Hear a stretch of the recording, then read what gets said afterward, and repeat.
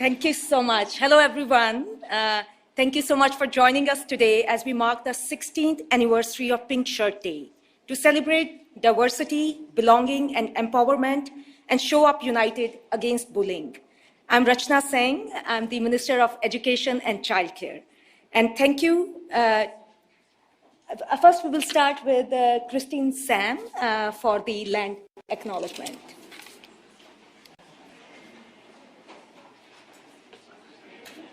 Haichka. Rachel Siem, Atha Tetsiad. Today I introduce myself as my traditional name is Tetsiad, and that was recently given to me by my mother and my late grandparents. That is my adult traditional name. I've recently grown out of my childhood traditional name, and that used to be a Kumquite Kwastanad, and that was Winter Star.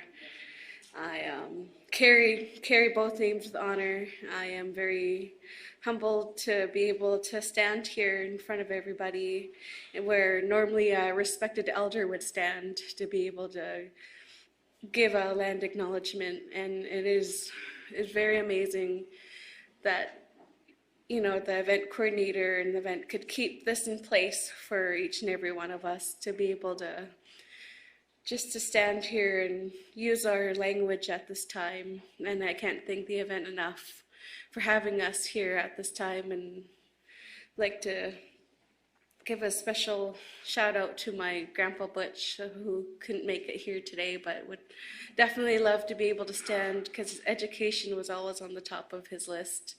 And he taught us very well in kindergarten with our traditional songs in our traditional language at that time, and it always stuck, because he always says we gotta speak from our heart and learn from our heart. So it's really good to be able to stand where he normally would. So Haichkat CM for having us here and keeping this in place, because it is for our safety and your safety as well, to be able to say or talk and speak our language where our traditional lands would be, so our ancestors know that, you know, we are here together, we are here walking together hand in hand for our future children and just the future for our children as well. So Hai Satka Siem.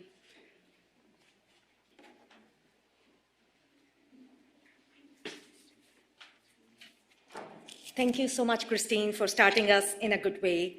I would also like to welcome those joining us today. We have Premier David Eby. We also have MLAs from all sides of the house.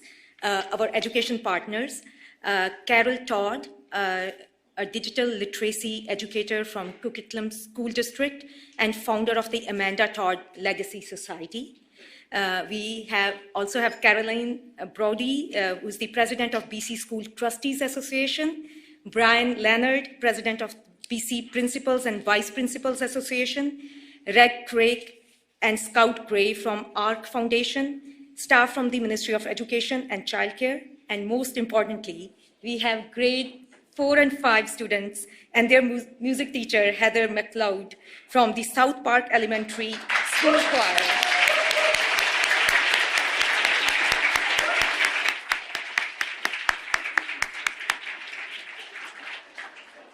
Yeah, and they will be singing for us shortly. Our government is committed to ensure all British Columbians feel safe and have a sense of belonging, especially our youth. And that's why today, Pink Shirt Day is so incredibly important. Students deserve to be accepted and celebrated as their authentic selves. And if we believe in safe and inclusive classrooms, we must continue to be united against transphobic and homophobic bullying in our schools. On Pink Shirt Day, we show our ongoing commitment to make our schools places where all children feel part of a welcoming learning environment in which diversity is celebrated. And now, let's put our hands together for the South Park Elementary Choir, led by their teacher, Heather.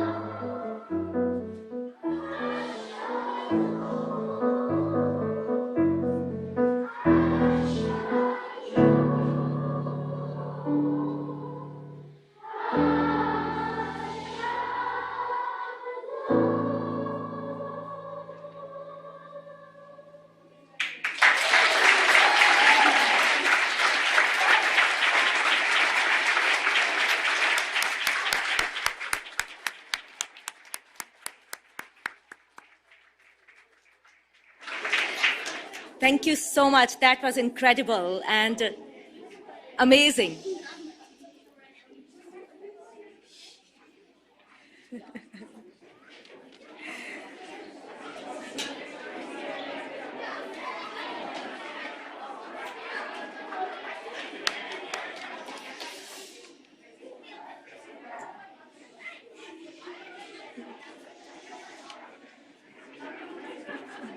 That was just amazing. And thank you so much for performing. It takes a lot of courage to be standing in front of so many people and doing this performance. So you should all be very, very proud of yourselves. Great work. Now,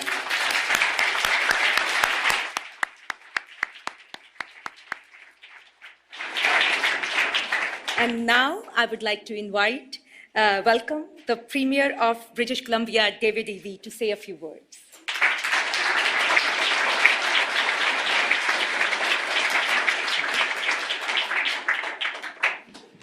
Thanks very much, Rachna. Pleased to be joining you here on the territory of the Lekwungen people, the Songhees and Esquimalt First Nations. And thank you, Christine from Songhees Nation, for starting us off on such a good day. Butchdick said, niece, right? Yes, so grandniece. Thank you so much for joining us. Wonderful to have you here. And great to be here with Carol Todd as well, a champion and advocate for kids around the world. And wow, South Park Elementary. Oh my goodness. Your beautiful, bright voices. Give yourselves a pat on the back.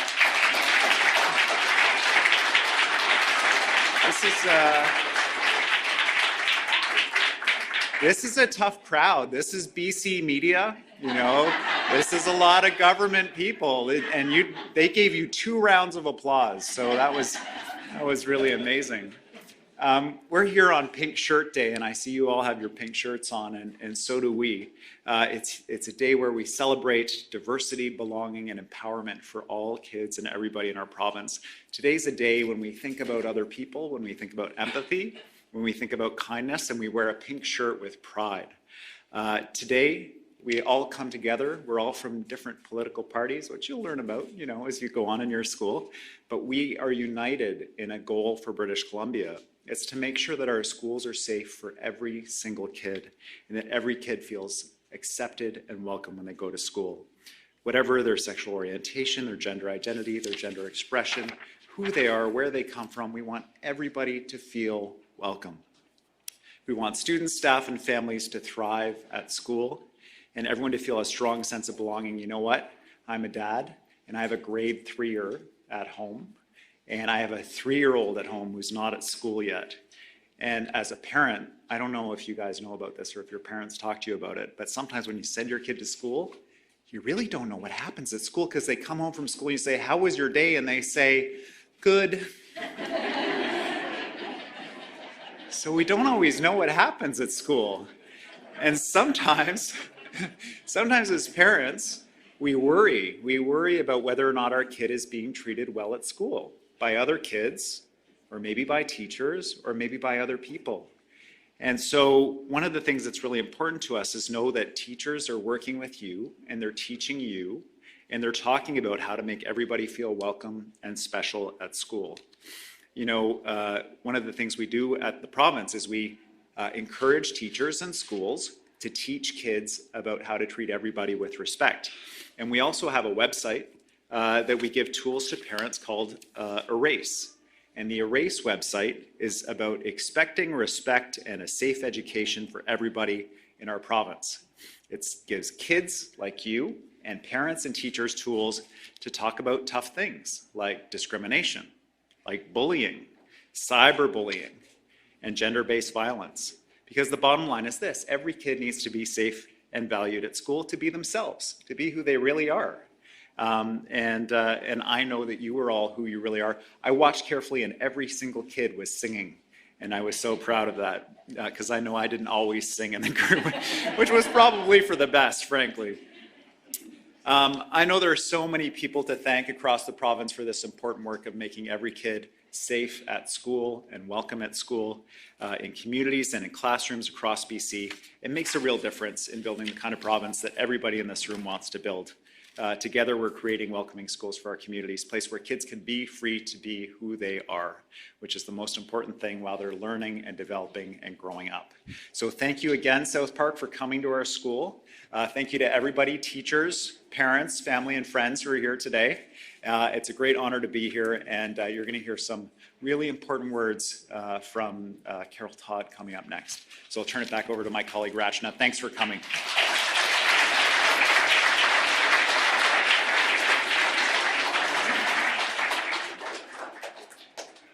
Thank you so much, Premier, and I share your sentiments. We all have a responsibility to make our schools welcoming and also our communities safe from bullying, whether it's online, whether it's happening online or at homes or at our workplaces. I'm now very honored to welcome our next speaker, who has joined us in the past years for this important event. She's a mother who turned the heartbreaking loss of her daughter into a lasting legacy, focusing on the well-being of other young people. It was her daughter's dream of helping kids stay strong that has given her a new purpose and brought her here today. Please help me welcome Carol Todd, an educator in the Coquitlam School District and the founder of the Amanda Todd Legacy Society.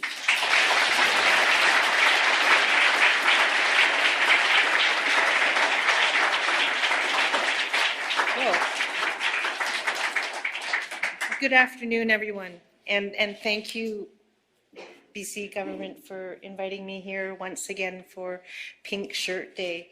I think I might go longer than my 3 minutes, so if you see someone behind me, just push them out of the way, which is gently, okay?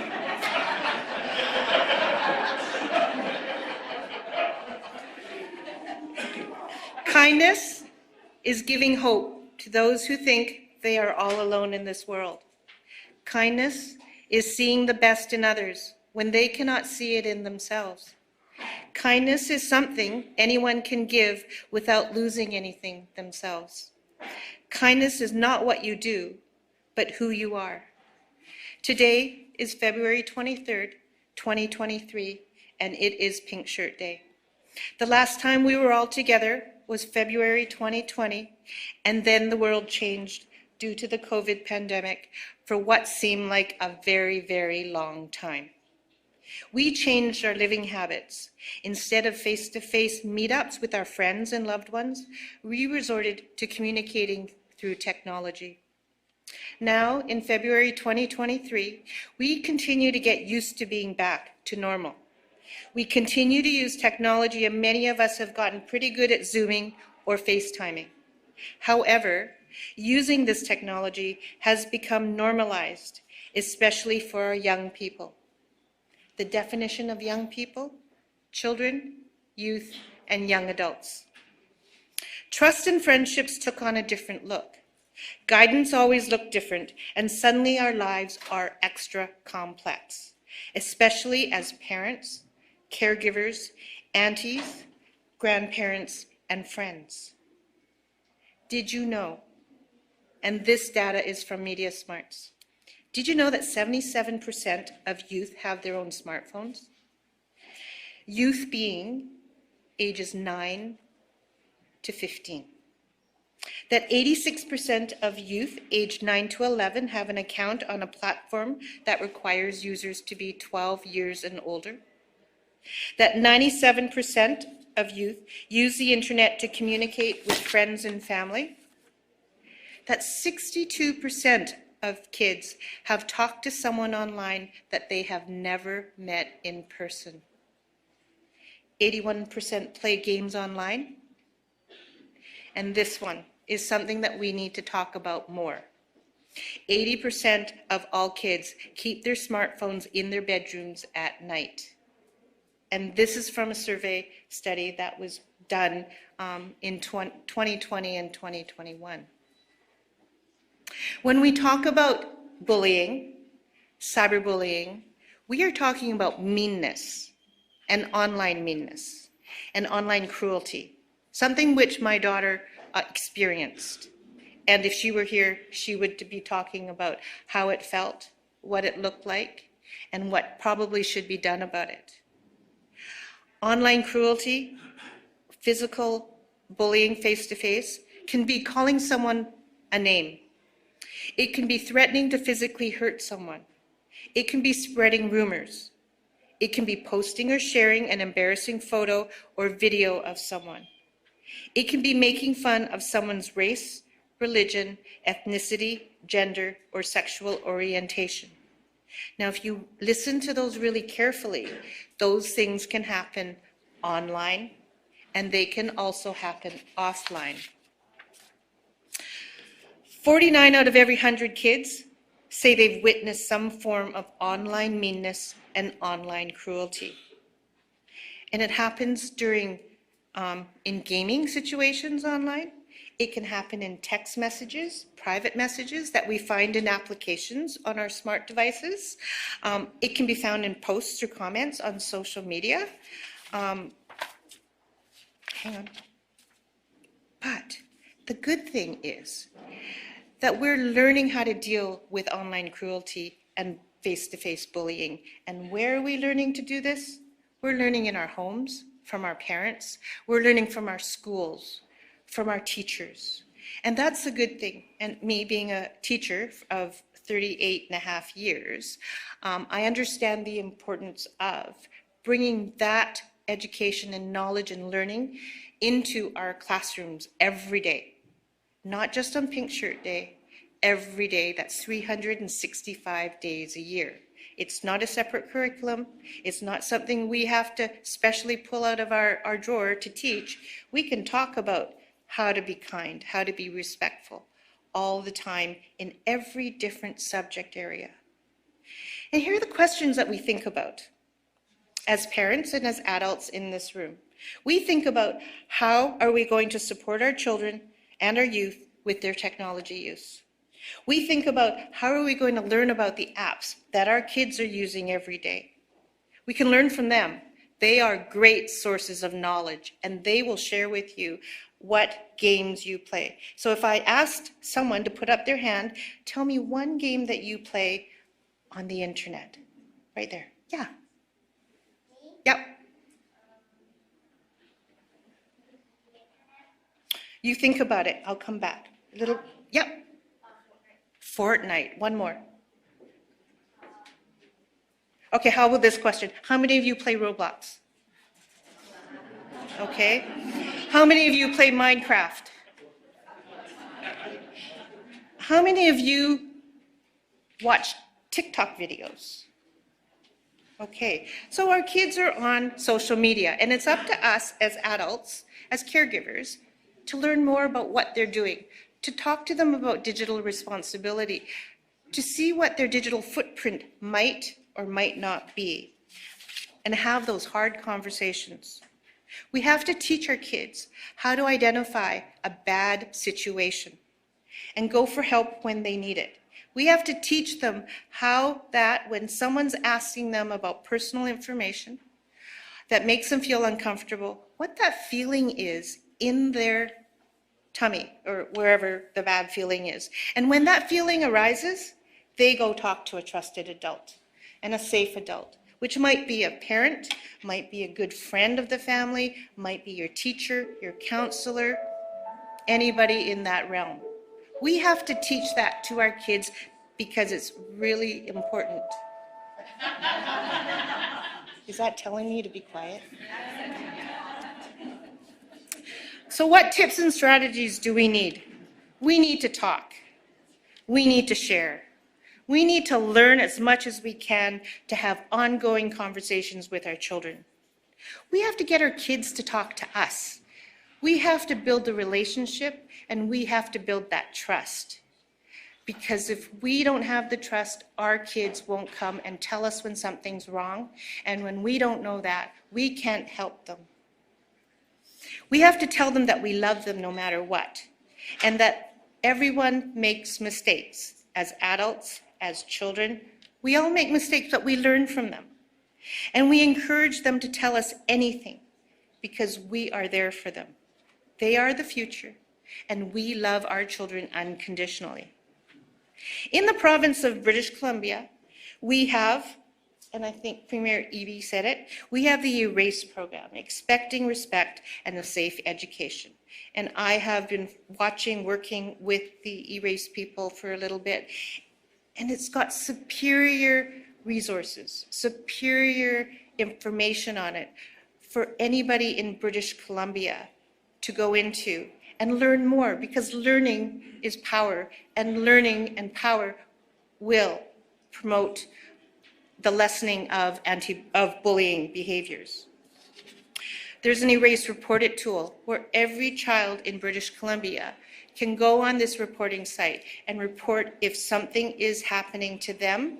The report goes to their school district, which then goes to their school, and they can get help and support with what it might be: bullying, cyberbullying, it might be something online they're seeing, it might be something, an image, it might be a behavior of someone else, or they want to tell about something that's happening to their friend.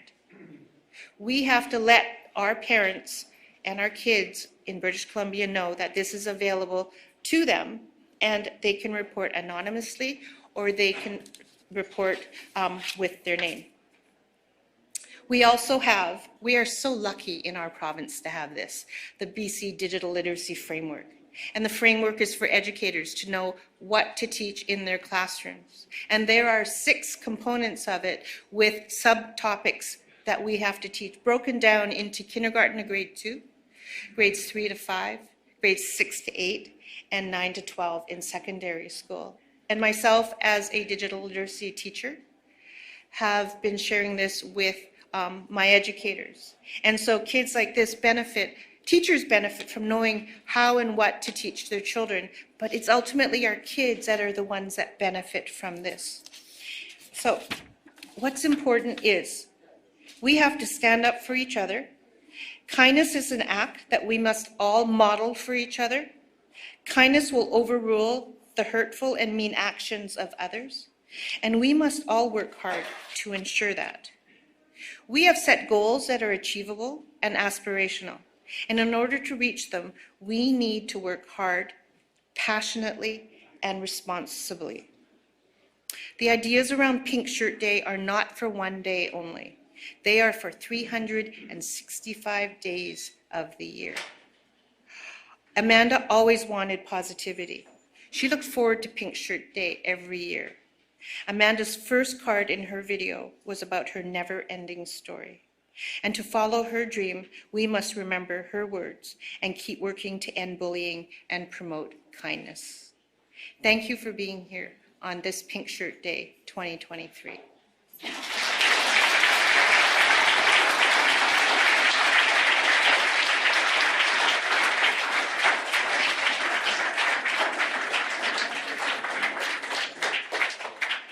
Thank you so much, Carol, and thank you so much for your ongoing work to lift our children, and great work that you are doing. I once again would like to thank the Premier, Carol, and South Park Choir for joining us today, and thank you, all of you, everyone else who has joined us. I would again like to give our young performers here another round of applause.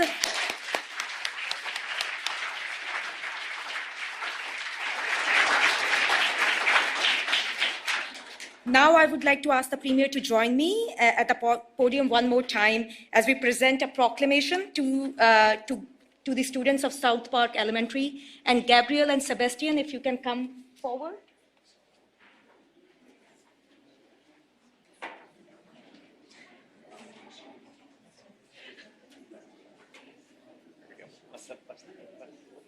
Space.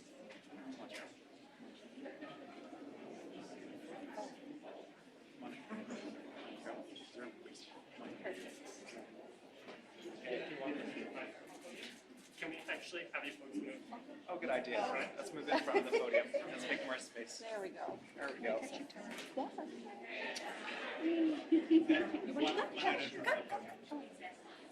Lots of room.